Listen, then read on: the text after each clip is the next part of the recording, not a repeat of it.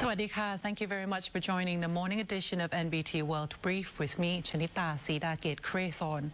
The first story, Prime Minister Anutin Chanvirakul says recent phone discussions with the US and Malaysian leaders came with no strings attached as tensions on the Thai-Cambodian border prompt Bangkok to suspend a key joint declaration. Prime Minister Anutin Chanvirakul said his phone calls with the US President Donald Trump and Malaysia's Prime Minister Anwar Ibrahim were straightforward and without preconditions. The conversations were initiated as Thailand faces rising tensions along the Thai-Cambodian border. Tensions that led Bangkok to halt implementation of the Thai-Cambodian joint declaration. Anutin said Thailand requested only humanitarian assistance to accelerate landmine clearance in the border zone. According to him, both leaders understood Thailand's stance that Cambodia must cease actions that disrupt or endanger demining operations. He emphasized that Thailand has suspended, not terminated the declaration, and that the US has agreed to relay to Cambodia the importance of avoiding activities that obstruct mine clearance points.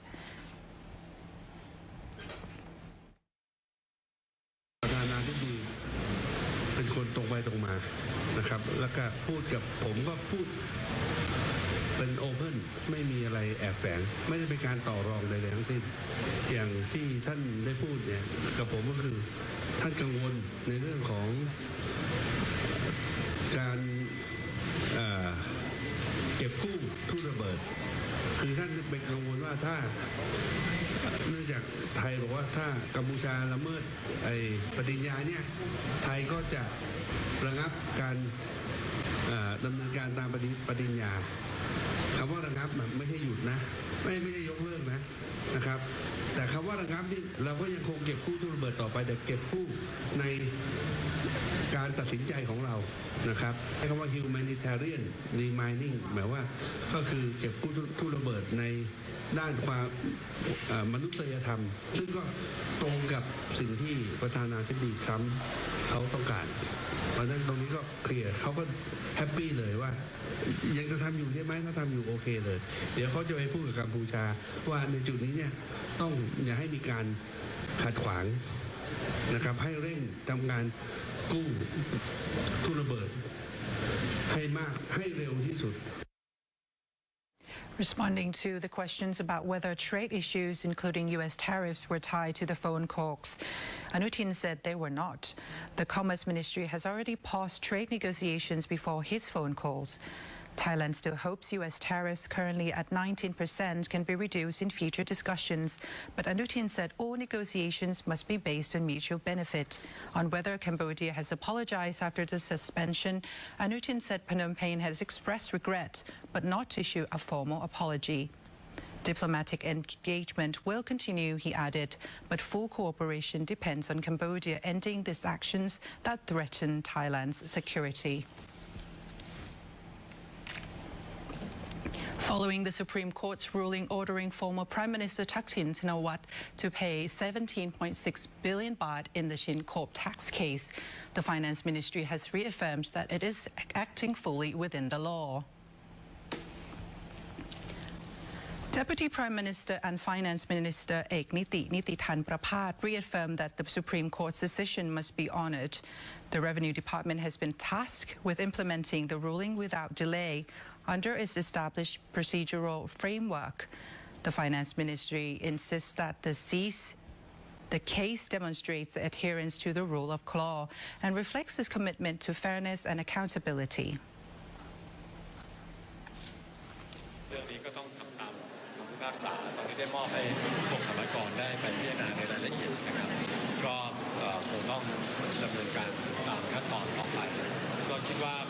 ก็เป็นคำพิพากษาของศาลนะครับพวกเราก็ต้องปฏิบัติตามนะครับส่วนขั้นตอนรายละเอียดมอบสรรพากร On this development, the Finance Ministry's Permanent Secretary Lawaron Sangsanit said that the Supreme Court's decision validates prior assessments made by tax courts, confirming the department's authority to levy the tax, penalties, and accrued interest. The ministry also acknowledged public curiosity about assets registered under Thaksin's children's names, with further clarifications expected soon. In TRAT province, the Navy's Special Task Force took media crews to the Ban Cham Rak border area, where humanitarian demining teams are working to clear landmines following the recent discovery of PMN2 mine on November 17th. The operation is led by the Navy's Humanitarian Mine Action Unit. Their mission to sweep more than 400,000 square meters of former battlefield stretching 2.4 kilometers across Ban Cham Rak and Ban Nong Ri and restore the land for safe civilian use. The clearance campaign began on October 30th and will continue through April 2026. Head of the unit, Lieutenant Commander Pisanuk Kao La Sang, says mines are still being found regularly, most of them anti-personnel devices and mortar rounds left behind from the Khmer Rouge era from 40 years ago. Even today, teams continue to uncover hazardous remnants as they work. A soldier operating the armored mine-clearing vehicle, who asked not to be identified, explained that the machine plays a crucial role in preparing the ground before bomb disposal teams move in. The equipment reduces risks for personnel and speeds up the safe clearance process. The Navy says it will maintain operations until the entire area is declared safe for local communities. Thai authorities are bracing for another round of high tides in central Thailand as floodwaters continue to affect many provinces. Bangkok Governor Chhatchhat Sithipan says the next high tide on December 9th must be closely monitored. Water levels upstream are gradually dropping after Chao Phraya Dam reduces outflow, keeping the situation in the capital manageable. Permanent flood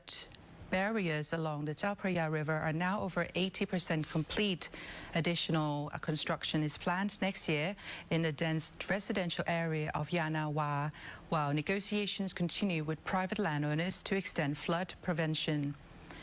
Repairs on any leaks in vulnerable areas are carried out immediately.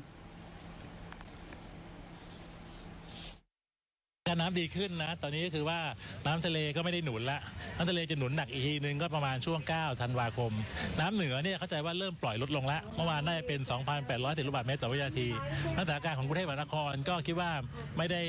รุนแรงก็น่าจะดีขึ้นก็เป็นห่วงแต่พี่น้องต่างจังหวัดที่ไม่อยู่นอกเขื่อนกั้นน้ำก็เราก็ให้กำลังใจ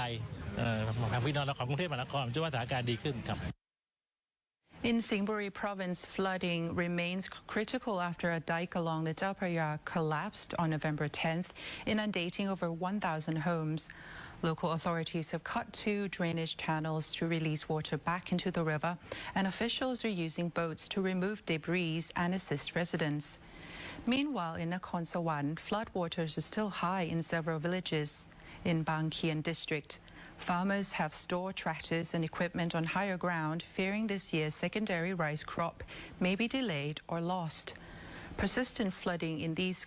floodplain areas could reduce farming in just one rice cycle in 2026, affecting household and incomes and local livelihoods. Officials urge residents to stay alert and follow safety measures as preparations continue ahead of December high tide.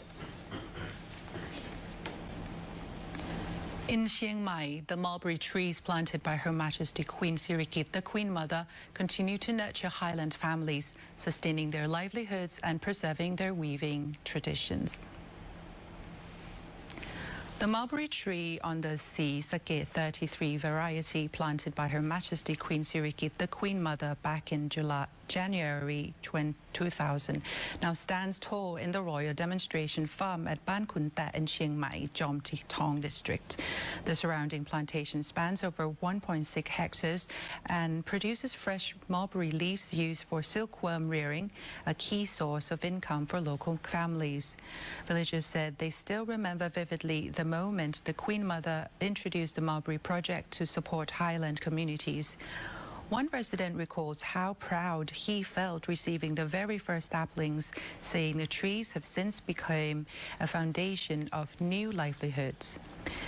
The mulberry trees paved the way for a revival of traditional weaving.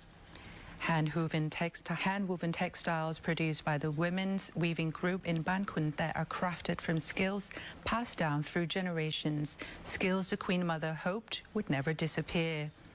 Many weavers had the honor of presenting their work before Her Majesty during royal visits, moments they described as deeply emotional and unforgettable. Since 2000, woven products from the community have been regularly submitted to the Support Foundation, with the Queen Mother granting payments twice a year. This steady income helped families rise out of hardship and build more secure futures. Elders in the village recall a time when food was scarce and opportunities were limited. They said that the Queen Mother's initiatives transformed their lives, and today they vow to carry her legacy forward by preserving and expanding their crafts. For the people of Ban Khun Tet, the Queen Mother's projects are more than economic support. They are a guiding light, a reminder of her compassion and a commitment they intend to honor for generations to come. And that wraps up our morning edition of NBT World Brief. Stay connected with the latest development and more stories. Just scan the QR code on your screen to access all of our coverage across all media platforms. Until next time, I'm Shanita Sidakit Krathon. Sawasdee ka.